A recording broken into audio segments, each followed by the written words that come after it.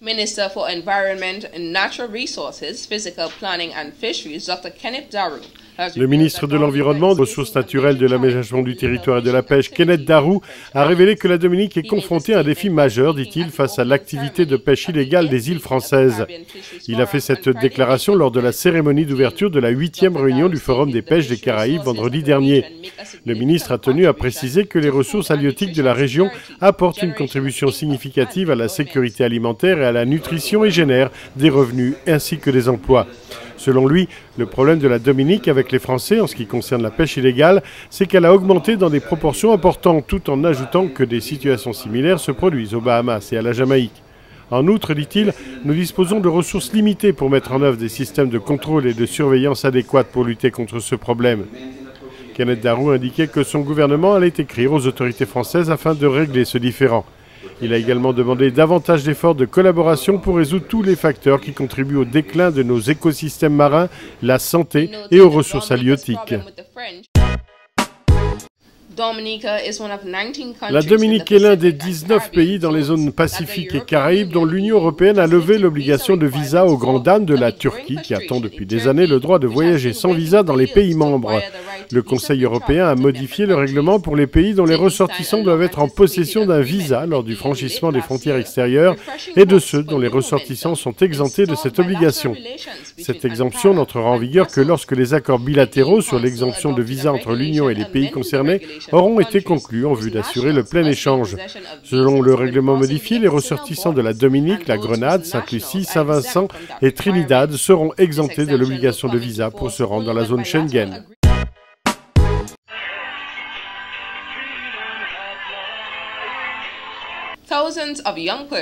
Des milliers de personnes à travers la Dominique se sont rassemblées à Saint-Joseph dimanche dernier afin d'exprimer leur point de vue et leurs opinions sur ce que devrait être le pays. Lors de ce rassemblement organisé par la section jeunesse du United Workers' Party, jeunes et moins jeunes se sont exprimés afin de promouvoir le changement.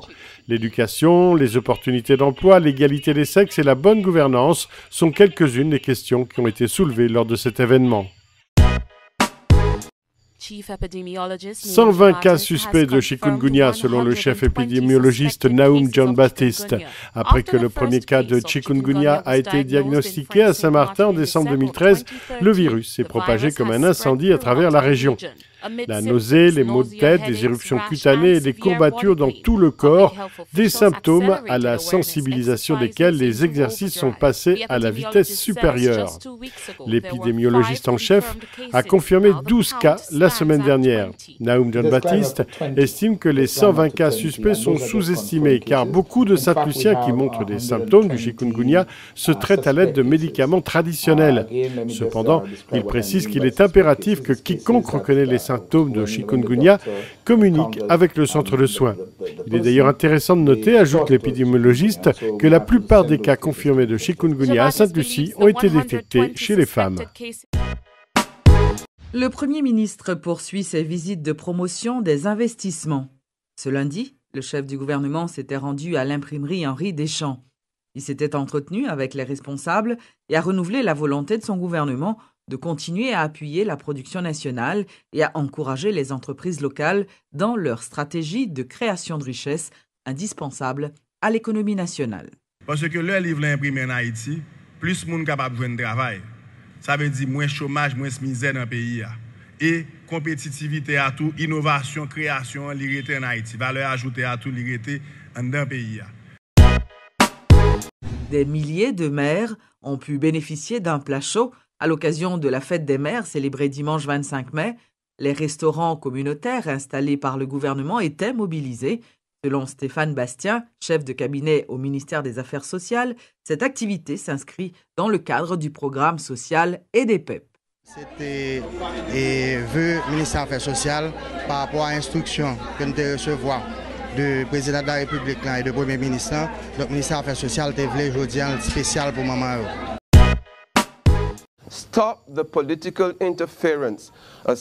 Arrêtez l'ingérence politique, c'est ce que le syndicat des travailleurs de la Barbade exige de l'administration Fondell Stewart à propos de l'embauche et des licenciements de personnel dans les sociétés publiques. Le secrétaire général adjoint, Dwayne Paul, a déclaré que les administrateurs politiques doivent faire la distinction entre leur participation dans des entités publiques et l'ingérence dans la gestion.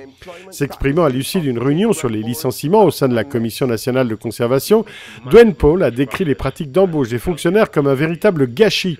Il a affirmé que dans de nombreux cas, les contrats n'existaient même pas pour plusieurs travailleurs employés dans les organismes officiels. Ces pratiques doivent être nettoyées, car on ne devrait pas prendre 14 ans pour être nommé ou confirmé dans son travail, a ajouté Dwayne Paul. Des agents de police féminins s'engagent dans un atelier pour réduire la criminalité. En tant que femmes qui continuent de lutter pour la parité des sexes et de l'égalité dans divers domaines, des femmes policiers se sont engagées dans un atelier de 2 jours axé sur l'éducation afin de minimiser le crime. Ces sessions sont le fruit de la collaboration entre l'association d'Antigua et Barbuda ainsi que l'association Trinidad et Tobago des femmes policiers. Alors que démarre la distribution des cartes d'identification des électeurs, la commission électorale d'Antigua et Barbuda rappelle à la population que les cartes seront distribuées par ordre alphabétique. La distribution a commencé mercredi et la responsable des relations publiques, Anne Hervo-George, a précisé que la commission s'est engagée à ne refuser aucune personne si son nom apparaît sur les listes. Il n'y aura pas de distribution le week-end, mais selon elle, une décision sera prise à la suite des 3 premiers jours du processus. Rappelons que le Premier ministre a fixé la date des élections au 2 juin prochain. Vendredi dernier s'est clôturé l'atelier régional de 5 jours pour la prévention et le diagnostic de la fusariose du bananier plantain avec des participants de la Barbade, Dominique, Grenade, Guadeloupe, Jamaïque, Saint-Vincent, Sainte-Lucie, Suriname et Trinidad. Selon Marcus Richard, responsable au ministère de l'Agriculture de la protection des végétaux, il s'agissait d'une mise à jour sur la propagation pathogène et les effets potentiels de la fusariose ainsi que la symptomatologie sur le terrain et en laboratoire. Il a précisé que Saint-Vincent et les Grenadines ont déjà commencé un travail de sensibilisation à la maladie au niveau local, à travers la radio, la télévision et les journaux. L'atelier comprenait des conférences menées par le consultant Luis Pérez-Vincent, qui s'inquiète de ce que la plupart des personnes ne sont pas au courant de cette maladie mortelle, dit-il, pour laquelle il n'existe pas de contrôle chimique ou biologique. Le chargé d'affaires, John Dinkelman, a déclaré que la relation entre les Bahamas et les États-Unis n'a jamais été aussi forte et qu'elle n'est pas affectée par le tollé provoqué à la suite de l'enregistrement présumé de conversations téléphoniques cellulaires dans les Bahamas par la US National Security Agency, la NSA. M. Dinkelman a déclaré aux journalistes que les 2 pays continuent d'être des alliés proches. Nous luttons ensemble pour les libertés, pour la paix et surtout pour la sécurité de nos 2 pays, a déclaré M. Dinkelman. Il a ajouté: le gouvernement des États-Unis travaille en étroite collaboration avec le gouvernement des Bahamas pour répondre à toutes les questions que le gouvernement peut avoir concernant tous les programmes des États-Unis auxquels nous nous sommes engagés. La semaine dernière, le gouvernement a indiqué que les autorités américaines enquêtaient sur le fait que la NSA a enregistré des appels téléphoniques dans les Bahamas et stocké des données téléphoniques jusqu'à 30 jours. Toutefois, M. Dinkelman a refusé de commenter l'exactitude de cette information, déclarant « Je ne puis ni confirmer ni affirmer ». L'Université des Îles Vierges accueille aujourd'hui le 7e congrès d'apiculture des Caraïbes. Carlos Robles, superviseur du congrès, a déclaré que l'événement faisait l'objet d'un partenariat entre l'université, le ministère de l'Agriculture et les organisations régionales dans le but de partager les recherches et les informations ainsi que les outils et les ressources pour améliorer la durabilité de l'apiculture dans les îles. Les chercheurs du monde entier partageront leurs dernières découvertes. Selon Carlos Robles, il y a un grand nombre d'informations qui seront échangées parce que les apiculteurs d'ici et dans toute la région ont des techniques personnelles qu'ils utilisent pour gérer leurs ruches. En août, Nicolas Bradbeer, directeur de Bees Développement, tiendra un discours sur l'apiculture, une perspective mondiale, évolution et tendance.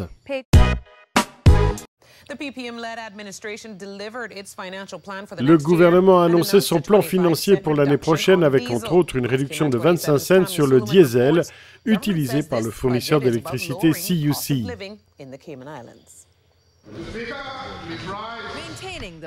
Selon le gouvernement, l'objectif de ce budget est d'abaisser le coût de la vie dans les îles Caïmans.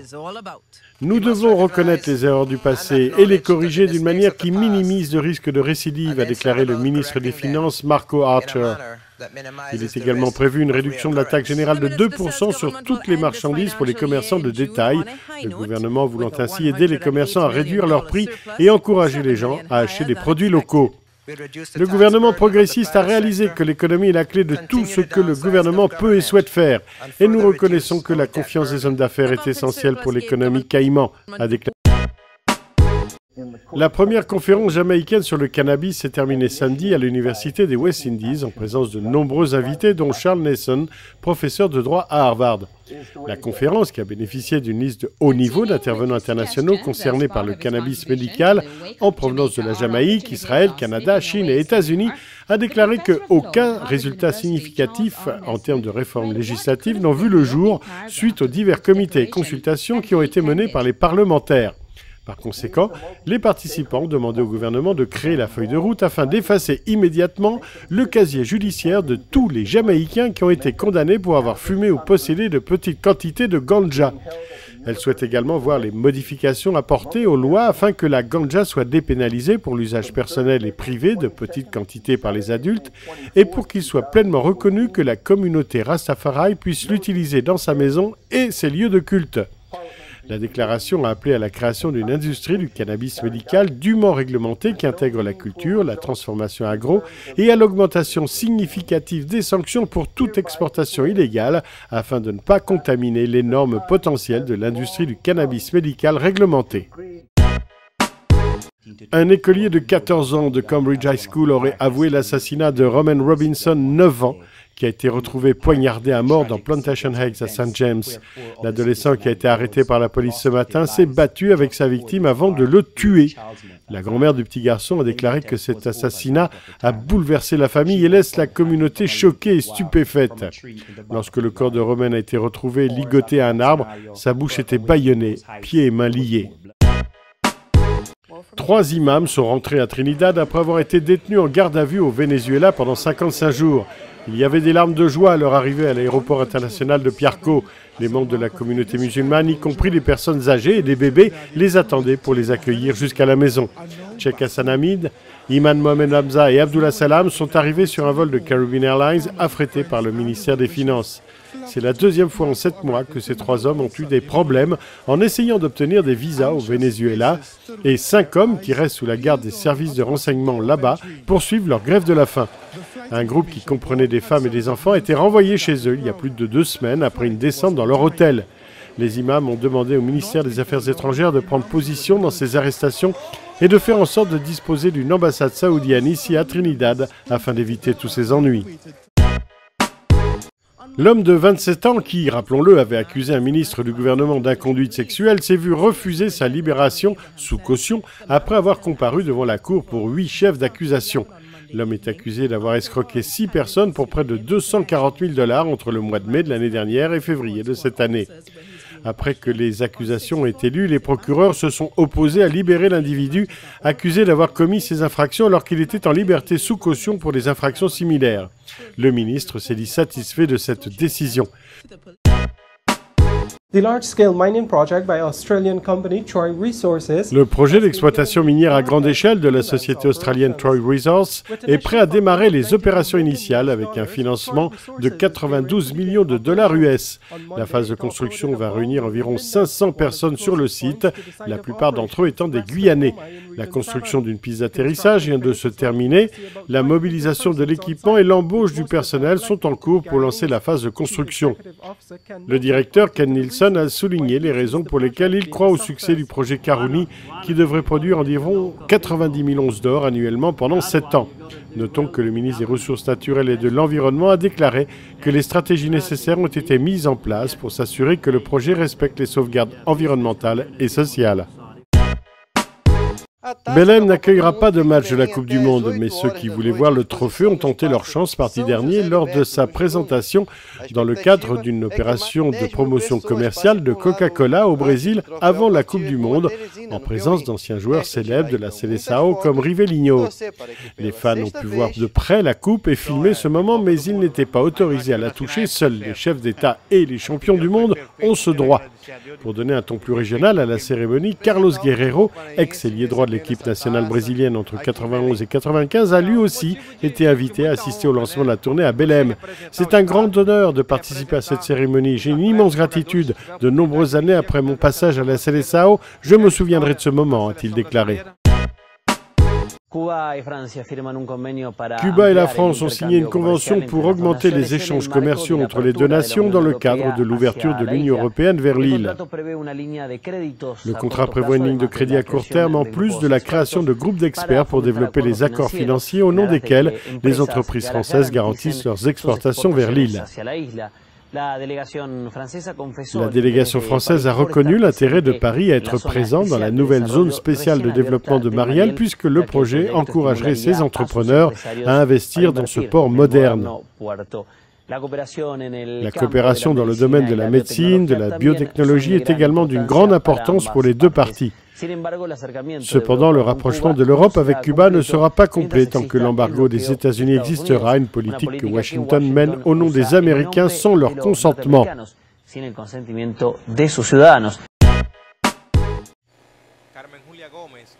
Carmen Gomez a expliqué que lors d'un voyage en Inde en février, elle s'était rendue compte que dans ce pays, on utilisait le Juan Primero scientifiquement pour, entre autres choses, soigner le virus du chikungunya. Pour moi, c'était juste un arbre d'Inde, rien de plus. Et quand j'ai vu ses propriétés, cela a attiré mon attention. Parmi les maladies que l'on disait qu'il soignait, il y avait le chikungunya. On a fait des recherches et on a découvert qu'il règle ce problème et bien d'autres.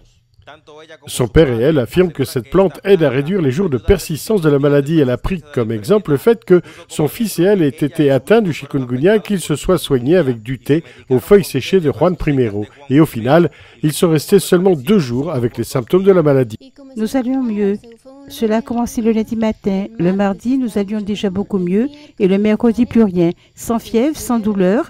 La seule chose qui est restée, c'est cette irritation sur la peau. Face à cette découverte, ils ont sollicité les services de santé publique pour qu'ils fassent des recherches.